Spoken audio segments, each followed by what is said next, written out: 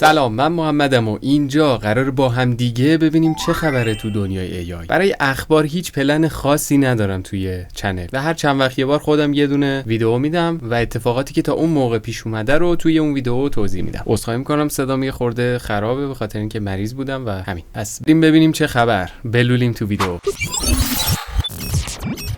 از بخش جذاب گجت‌ها و فیچرهای جدیدی که توی ابزارهای مختلف اضافه شده شروع می‌کنم. حالا بریم سراغ گجت‌هایی که جدیداً اضافه شده به دنیای هوش مصنوعی. اولین گجت جالبی که تو این مدت اومده، یه هدفونه که با هوش مصنوعی میتونه صدای اطرافو تفکیک کنه و صدای اون شخصی که داره با شما صحبت میکنه رو فقط به شما برسونه و باقی صداها رو کامل ببنده. هدفونا و هندزفریایی که تا الان داشتیم اینجوری کار میکرده که صدای نویز اطراف رو میگیره و صدای انسان رو میتونه به شما راحت‌تر برسونه و اینجوریه که اوکی نویز رو گرفته ولی صدای همه آدما هست. ولی این هدفون خاص میتونه این کار رو انجام بده که فقط به صدای یه نفر متصل بشه و فقط صدای همون یه نفر رو برای شما ارسال کنه و باقی صدا رو همه رو ببنده. گجت عجیب غریب بعدی که اومده تو بازار و بهش یه دونه برچسب AI چسبوندن مسواکه. من نمیدونم دقیقاً مسواک قراره چه حرکتی انجام بده با هوش مصنوعی، ولی این گجت هم تقریبا میشه گفت از اوناییه که فقط الکی داره AI رو با خودش میکشه، چون هیچ کاری واقعا نمیتونه اینجا AI انجام بده. در نهایت شما توی اپلیکیشن اون مسواک یه هوش مصنوعی دارین که اوکی میتونه رفتار مسواک زدن شما رو چک کنه و اون آمار رو باز به اون شرکته بده که اون شرکت در نهایت با این آمار یه سری تغییرات روی محصولش بده. یعنی این AI نیست که به شما بتونه کمک کنه، این AIه که در واقع به فروشنده میخواد کمک کنه که جنسش رو بهتر یعنی بفروشه. همین دیگه آقا، غیر این نیست. حالا لینک مقاله‌ش هم میذارم، خودتون خواستین بیشتر بخونین راجع به مسواک. و یه AI عجیب غریب دیگه که چسبوندن به یه کالای دیگه، آب گرم کنه. یعنی خدایی دیگه آب گرم کن چه حرکتی میتونه بزنه با AI. اوکی توی توضیحاتش اینجوری نوشته که میتونه رفتار مصرف شما از آب گرم رو مثلا چک کنه، بر اساس اون بهینه‌تر بتونه آب رو گرم نگه داره و از اون طرف بتونه توی دمای ثابت در همه حالات فشار آب و اینور و اونور و اینا تو همه حالات بتونه این دما رو برای شما ثابت نگه داره و در نهایت بتونه مصرف برق شما رو کاهش بده، یا حالا مصرف گاز. با هر فکر کنم برقی بود البته، آره برقیه و با انرژی خورشیدی هم میتونه کار کنه، ولی مبلغش $2850. یعنی البته شاید منطقیه، نمیدونم، شاید کالاها برای اونوریا منطقی تره که $2850 بدن برای آب گرم کن، ولی AI رو به هر چیزی نچسبونین خدا وکیلی. بسه. ولی این وسط یه دونه گجتی که احساس میکنم واقعا این گجت میشه گفت حالا از AI داره واقعا استفاده میکنه و از طرفی واقعا میشه گفت مفیده. این اگه بیاد تو ایران حالا شاید خودم هم گرفتمش، حالا نمیدونم اومده تو ایران یا نه. گجتی داریم به اسم نوت پین که براتون تصاویرشو فیلماشو میارم و این گجت پوشیدنی اینجوریه که میتونه مثل این ساعت‌های شیائومی اینجوری بند بسته بشه، میتونه روی لباستون بسته بشه یا گردنبند بشه یا هر حالت دیگه پوشیدنیه. در نهایت کاری که انجام میده اینه که یه میکروفون داره و تمام مکالمه ها رو گوش میده. حین مثلا هر جایی که هستید یا جلسه هستید یا هر جا هستید، یه دکمه البته داره برای اینکه حرفای خصوصی رو گوش ند. شما هر وقت اون دکمه رو بزنین شروع میکنه به گوش دادن و صحبت ها رو میتونه از همدیگه تفکیک کنه. مثلا این صحبت تو فلانی انجام داد، این صحبت فلانی بود، این صحبتی فلانی بود. از طریق صداها میتونه تشخیص بده و در نهایت تمام اینا رو نوت میکنه و براتون خروجی های مختلف میده، داکیومنت های مختلف میده و میتونه خیلی واقعا کارتون رو ساده کنه تو بعضی جاها. و از اونجایی که از GPT داره استفاده میکنه و GPT-4o هم هست، البته کلاود هم استفاده میکنه و فکر میکنم برای اینا باید جدا سرویسش رو خریداری کنیم. ولی با این حال این گجت با قیمت $169 داره وارد بازار میشه، یعنی میخواد وارد بازار بشه که خب به نظر قیمت منطقی میاد و مثلا شما توی هر بار شارژ و استفاده مداوم میتونید 20 ساعت از اون استفاده کنی. خب این استفاده منطقیه برای کسی که خیلی بیرون میره، خیلی تو جلسات، خیلی جای مختلف میره، میخواد چیزایی که صحبتایی که بین همدیگه رد و بدل میشه یه جا یادداشت کنه حتما. خب و خودش هم یادش میره. خب این حرکت میتونه کمک کنه بهش خیلی. و از اون جایی که از GPT-4o کلاود استفاده میکنه، خب این دوتا هم از فارسی پشتیبانی میکنن، پس احتمال قوی فارسی رو هم پشتیبانی میکنه. این خیلی خوبه. خبر بعدی که البته من خیلی دارم دیر پوششش میدم، ولی خب بازم میگم پیکسل 9 که توی ماه گذشته منتشر شد یه سری قابلیت‌های AI داشت. من به فیچرهای دیگه و قابلیت‌های سخت افزاری خود پیکسل اصلا کاری ندارم، چون این چنل راجع به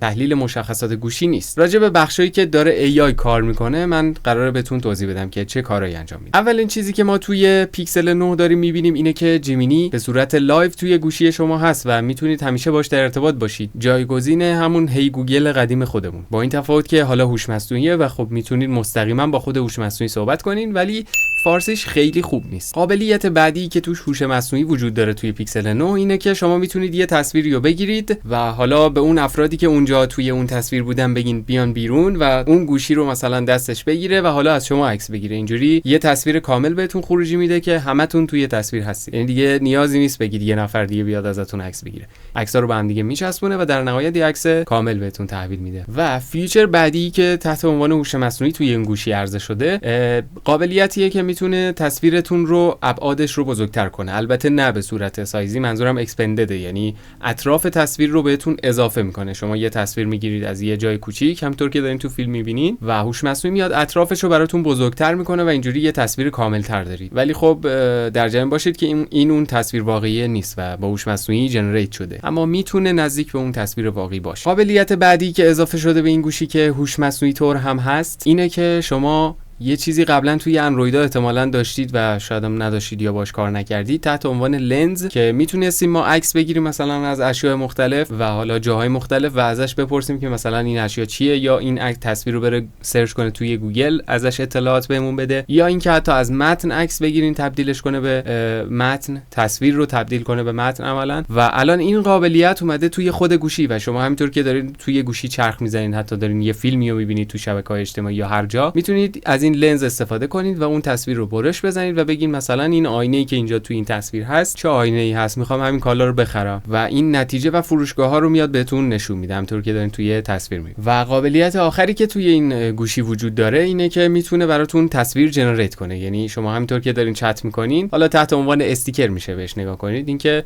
میتونید بگید یه تصویری رو براتون جنریت کنه، حالا متن به تصویر، یعنی تبدیل متن به تصویر. متنی بهش میگید و براتون یه تصویر رو تولید میکنه با هوش مصنوعی و میتونید از اون استفاده کنید توی محیط چتتون، که خب اینم خیلی احساس میکنم کاربردی نیست ولی اوکی جالبه. و آخرین خبر از بخش ویجت ها هم برسیم به AI پین که یه زمانی خیلی ترکوند و اینجوری بود که واو ما داریم از هوش مصنوعی استفاده میکنیم، از اوپن AI استفاده میکنیم، تکنولوژی خیلی خفنیه، نمیدونم کلی تیزر اومد براش که کلی قابلیت داره، اینجوری روی دستتون میومد، این یه حالت پین تور داشت که میذاشتید اینجا، مثلا اینجا لباستون، دستتون رو اینجا میگرفتین که حالا توی تصویر داریم میبینین یه سری نمونه‌هاشو. و حالا که از اون حالت هایپ توری یکم اومده پایین، اینجوری شده که تعداد افرادی که دارن این گجت رو پس میدن خیلی بیشتر شده از تعداد افرادی که دارن میخرن. یعنی فرض کنین مثلا 8000 تعداد داره در ماه فروخته میشه، اما 9000 تعداد داره برگشت زده میشه. و نکته دارکی که اینجا وجود داره مثل اینکه اونایی که دارن برگشت میزنن دیگه تحت عنوان کالای نو نیست و اصلا دیگه نمیشه رفرش شد و دوباره به همون قیمت اصلی فروخته شه. اون دیگه اصلا میره برای بازیابی و داستانهای دیگه. و این وسط یه ضرر خیلی بزرگ این شرکت دیده که به نظرم منطقیه. یه ذره هایپ بودن همه روش و اینجوری بودن که واو دیگه خدایگان تکنولوژی و این داستانا، ولی خب فاتحش خونده شد. از گجت ها بگذریم برسیم به فیچرهای جدیدی که توی ابزارهای مختلف هوش مصنوعی طور ارائه داده شده، که اولیش برسیم به ادوانس وایس چت جی پی تی. چت جی پی تی ادوانس وایسش رو روی اکانت های پلاس فعال کرده و خب الان یه سری از این قابلیت دارن استفاده میکنن و تصاویر خروجی های باحالی ازش اومده بیرون که به نظرم با هم دیگه یه دور این تصاویر رو اصلا ببینیم. Hey, if a frog sung happy birthday, what would it sound like? I guess it would be something like, Ribbit, happy birthday to you, Ribbit. Quite the amphibious serenade. What about a cat? Oh, a cat.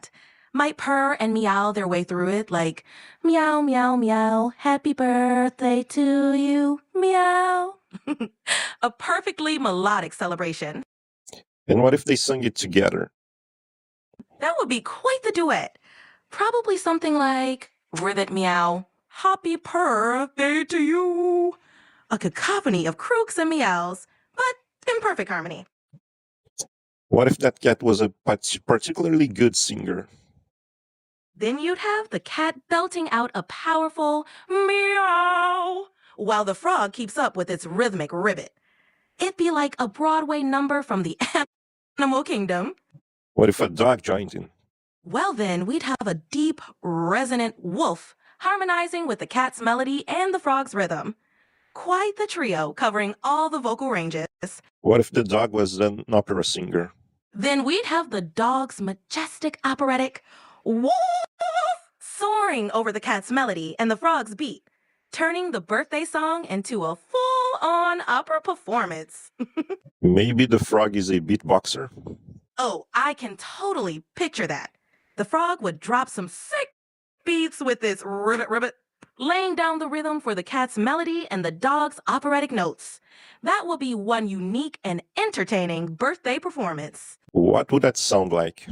Probably something like ribbit ribbit boom chick ribbit meow meow meow woof woof. A real showstopper, right? I'm trying to practice my French. Can you help me with that? Bien sûr. How would you like to practice your French today? Am I saying this word correctly? Croissant. Pretty close. Try emphasizing the nasal sound at the end a bit more, like croissant. How does that feel? Croissant. That's it. You nailed it. Anything else you want to try saying? How about baguette? That's a good one. It's pronounced almost like it looks. Baguette. With a little emphasis on the second syllable. Give it a shot. Baguette. Parfait. You're getting the hang of this. Anything else French related on your mind? That's it for now. Thank you.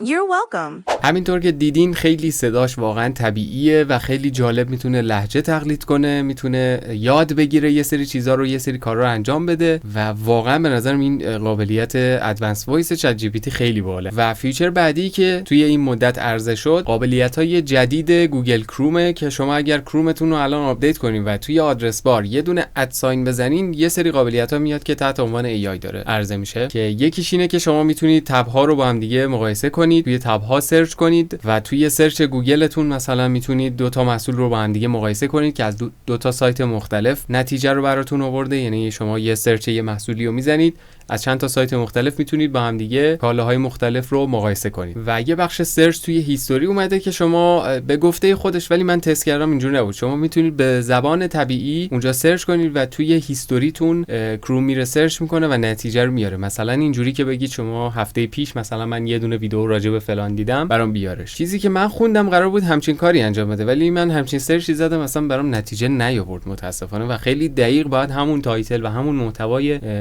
اون پیجو مثلا میزدم تا برام میآورد. و یه قابلیت دیگه‌ای که توی کروم اضافه شده، حالا شما هر جایی که هستید در حال ویدیو دیدن یا هر جای وب هستید میتونید توی آدرس بارتون کلیک کنید و اونجا گوگل لنز رو دارید که حالا میتونید از گوگل لنز اینجا به راحتی توی همه بخش‌های سایت استفاده کنید. مثلا یه تصویر میبینید یا یه بخش از فیلمیو میتونید کراپ کنید، حالا اون چیزی که اونجا کراپ کردین رو براتون سرچ کنه، یا اینکه اگر متنی تو اون تصویر هست متن رو براتون میتونه هم ترجمه کنه هم اینکه تصویر رو تبدیل به متن کنه کپیش کنید. و این بود از قابلیت جدید کروم. و کلاود بالاخره قابلیتی که ما میتونستیم لایو کد رو ببینیم برای همه باز کرد و الان اینجوریه که شما توی کلاود برید یه درخواستی بدید بابت اینکه مثلا یه بخشی از برنامه رو براتون بنویسه با هر زبانی که بگید. فکر می‌کنم اکثر زبان‌ها رو پشتیبانی می‌کنه. من پایتون و HTML اینا رو تست کردم، جواب بود، اوکی بود، ولی بقیه زبان‌ها رو تست نکردم. میتونه براتون کد رو بنویسه و همونجا کد رو براتون اجرا کنه. این خیلی جالبه، یعنی همونجا کد رو براتون مینویسه، همونجا میتونید اجرا کنید، نتیجه رو ببینید که اگر اشتباه بود همونجا دوباره اصلاحش کنید و الی آخر. رانوی هم یه دونه بروزرسانی داشت توی این مدت و جنتری آلفا ایمیج تو ویدیو رو عرضه کرد و چند تا حالتهای مختلف از ساخت ویدیو با ایمیج رو براتون الان توی تصویر نمایش میدم و همینطور که میبینید فیزیک تصاویر خیلی واقعی به نظر میاد و این چیزیه که تو این ورژن خیلی روش کار شده. حالا هم شامل بخش مایات میشه، هم گاز، هم آتیش و هم اجزای مختلفی که توی تصویر دارید میبینید. البته که هنوز ایرادات کوچولویی وجود داره ولی خب این که شما از یه تصویر بتونید یه ویدیو بسازید واقعا کار جالبی. فیچر بعدی که جی پی تی خواست راه اندازی کنه ولی فعلا کنسل شده یا حداقل صداشو در نیاورده این بود که اعلام کرد قرار روی محتواش یه دونه واترمارک بذاره که اینجوری مشخص بشه این محتوا رو هوش مصنوعی ساخته. اینم به خاطر اینه که مثلا دانش آموزا خیلی استفاده نکنن از این داستان و یه واترمارکی داشته باشه که مشخص بشه این متن با هوش مصنوعی ساخته شده. ولی بعد از اینکه این خبر رو گفت یهو همه اینجوری بودن که اوکی جی پی تی کنسله و جی پی تی بعد از اینکه دید آمار استفاده از جی پی تی اومده پایین بعد از انتشار این خبر سری ترسید و فکر می‌کنم عقب نشینی کرد و فعلا بیخیال شده دیگه، خبر دیگه فعلا ازش نیست. فعلا گفته نه واترمارکی نمیذاریم براش. ولی در نهایت این واترمارک میاد، روی همه چی باید بیاد، چون اصلا تفکیک باید بشه همه چی که این هوش مصنوعی این واقعیه. بخواید نخواید این اضافه میشه احساس می‌کنم. و یه آپدیت دیگه هم داریم از گوگل. توی گوگل میتش، اگه نمیدونید گوگل میت چیه، گوگل میت یه ابزاریه که میتونید توش جلسه برگزار کنید. مثلا به صورت آنلاین میتونن چند نفر بیان با هم دیگه مکالمه صوتی یا تصویری داشته باشن. که یه آپدیتی داد، یه سری آپدیت‌های ظاهری داد که به اینش کاری نداریم، ولی یه آپدیتی داده که میتونه به صورت خودکار با هوش مصنوعی از جلساتی که اونجا دارید برگزار میکنید نوت برداره و در نهایت بهتون یه داکیومنت از جلسه رو بده و این خیلی کار آدمو ساده میکنه واقعا. یه مقاله جالب خوندم راجع به سیر تکاملی دوجو، سرویس دوجو، که حالا من الان بهتون یه توضیح کوتاه بدم از اینکه دوجو چی است. دوجو یه میشه گفت مغز متفکریه برای ماشین‌های خودران که توسط تسلا و همون ایلان ماسک خودمون داره ساخته میشه و مراحل ساختش توی مقاله هست که الان براتون لینکش رو توی دیسکریپشن قرار دادم، میتونید خودتون چک کنین. ولی دوجو هدف خیلی جالبی داره و هدفش اینه که تمام دیتا و دانشی که ماشین‌های خودرانش تا الان به دست آوردن برای رانندگی خودکار بیاد توی سرور و توی مغز جمع بشه. عملاً حالا من میگم مغز، منظورم حالا هوش مصنوعی یا همون سرور، و یه جا جمع بشه و روی این دانش پردازش بشه و در نهایت این سیستم دوجو تبدیل میشه به یه سرویس که این سرویس میتونه فروخته بشه به شرکت‌های خودروسازی متنوع و اینجوری حجم زیادی از اطلاعات رانندگی در شرایط مختلف توی ماشین‌های مختلف در دسترس همه ماشین‌ها قرار میگیره و تمام ماشین‌ها عملاً میشه مغزشون یه مغز متفکر کامل. و همین الان هم ماشین‌های تسلا تمام دیتاهاشون ارسال میشه به این سیستم دوجو و روش پردازش انجام میشه و در نهایت تصمیمات برمیگرده به خود ماشین. و البته این ربطی به آنلاین بودن لحظه نداره، در لحظه ماشین خودش تصمیم میگیره، اما این تصمیم گیری بر اساس یه سری پردازش‌های لوکالیه که داخل ماشین روی سیستم کامپیوتری داخل ماشین طراحی شده و این چیزی که به صورت لوکال توی ماشین تعبیه شده هر چند وقتی یه بار یه آپدیتی میگیره که مثلا حالا اگر تو این شرایط دیدی این اتفاق انجام بده، تو این شرایط اگر بودی این کارو انجام بده. مثلا بخوام واضح‌تر بهتون از این که چه دیتاهایی دقیقاً روی اون سرور داره ذخیره میشه یه مثال میذارم از یه شرکت دیگه، البته که فیلمش چون خیلی وایرال شده بود. یه شرکت دیگه به اسم وایمو داریم که توی این ویدیو دارید میبینید چطوری جا خالی میده برای ماشینی که خیلی یهویی اومده جلوش. این در حالیه که اگه راننده واقعی می بود شاید واقعا یا میزد به اون طرف پیاده رو یا میزد به خود این ماشینه، ولی چون سیستم خیلی سریع میتونه تصمیم بگیره و داره همه ی اجزای دور و برش رو در لحظه پردازش میکنه بدون هیچ تأخیری یا میشه گفت با تأخیر خیلی کمی، میتونه راحت‌تر تصمیم بگیره. به علاوه اینکه چیزی به اسم استرس نداره سیستم کامپیوتر و ما آدماییم که اینجور مواقع استرس میگیریم و شاید یه کار اشتباهی انجام بدیم. در نهایت چیزی که توی اون سیستم دوجو ثبت میشه مشابه این اتفاقاته که شما تو این شرایط مثلا این کارو انجام بده، تو این شرایط این کارو انجام بده و اینجوری یه حجم زیادی از اتفاقات و شرایط مختلف داره برای رانندگی که برای همشون یه پاسخی داره. شرکت متا هم یه مدل جدیدی به اسم 3D Gen درست کرده که حالا شما میتونید تصویر رو بهش بدید و یه مدل سه‌بعدی بهتون خروجی بده. کسایی که تو کارهای سه‌بعدی دارن کار میکنن این میتونه هم خبر خوبی باشه هم میتونه خبر خوبی نباشه. AI داره سراغ شما میاد.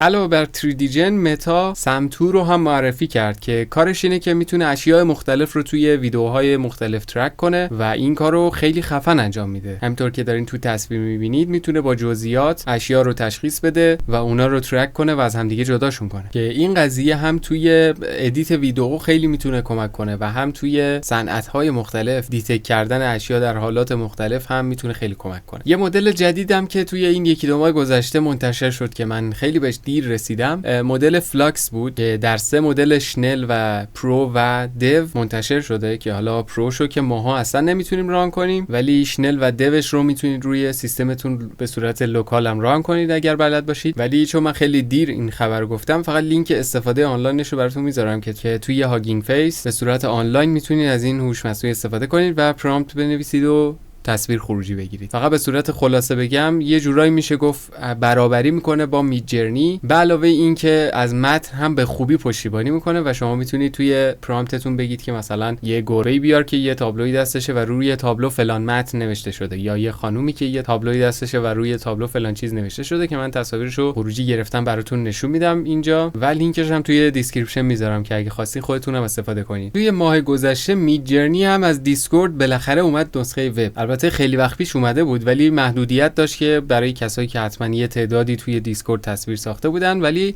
الان دیگه آزاد شد، برای همه میتونن از میدجرنی به صورت تحت وب استفاده کنن که من لینکش رو توی دیسکریپشن میذارم، برید استفاده کنید و لذت ببرید. مدل بعدی که توی این مدت منتشر شده مدل دریم مشین هست که خب نسخه 1.5 عرضه شد. این مدل کارش اینه که متن رو به ویدیو تبدیل میکنه، ولی قابلیت خیلی خاصی که داره اینه که میتونه متن رو هم توی ویدیوتون رندر بگیره و درک بهتری از دستورات متنی داره و اینجوریه که شما میتونید توی دستورات متنیتون بگید مثلا یه متنی توی تصویر یا توی ویدیوتون باشه و اون میتونه اون متن رو هم توی ویدیوتون بیاره، همونطور که دارین ویدیوشو میبینید. و مدل بعدی که منتشر شد مدل گروک 2 بود که روی پلتفرم ایکس یا همون توییتر سابقمون منتشر شده و این دقیقاً همون هوش مصنوعیه که خیلی‌ها منتظرش بودن، چون ایلان ماسک داشت روش کار میکرد و یه بخش جنجالی همراه با خودش راه انداخته، این که یه سری چیزا توی این هوش مصنوعی سانسور نمیشه و تو بخش ساخت تصویرش مخصوصاً، و این روزا خیلی روی این بخش جنجال به پا شده که آقا چه خبره، چرا اینقدر هیچ سانسوری روی این هوش مصنوعی وجود نداره. حالا من یه سری از فیلماشو بهتون نشون میدم که آدمای معروف دارن سرقت‌های مسلحانه انجام میدن و حالا مثلا گیر افتادن دست پلیس، که افراد مشهوری تو این ویدیو هستن، ایلان ماسک هست، ترامپ هست، اوباما هست و افراد دیگه. و برسیم به بخش جذاب رباتیک. یه شرکت چینی یه رباتی درست کرد که واقعا همه رو حیرت زده کرد. این ربات اسمش جیوان هیومانویده و همینطور که دارین توی تصویر میبینید تعادل خیلی خیلی زیادی داره روی تمام حرکاتی که داره انجام میده و مثلا پله ها رو میبینید که با وجود ناهمواری‌ها داره خیلی راحت پله ها رو میره بالا پایین و موانعی میبینید که هیچ نظم و ترتیبی توی موانع نیست، ولی بازم میتونه این موانع رو در لحظه ببینه و پردازش کنه و کارش رو انجام بده. یا مثلا میبینید داره میدوه با سرعت زیادی یا برخوردش با مانع مثلا چطوریه و اینکه تعادلش رو چقدر میتونه در حالات مختلف حفظ کنه. همونطور که داریم میبینید مثلا میزنه زیر پاش ولی همچنان داره تعادلش رو حفظ میکنه این ربات و واقعا ربات خیلی خفن و عجیب غریبیه که از این به بعد احتمالاً ربات‌های این چنینی قراره خیلی زیاد ببینیم و شرکت‌های مختلف هم قطعا میرن سراغ این ربات‌ها و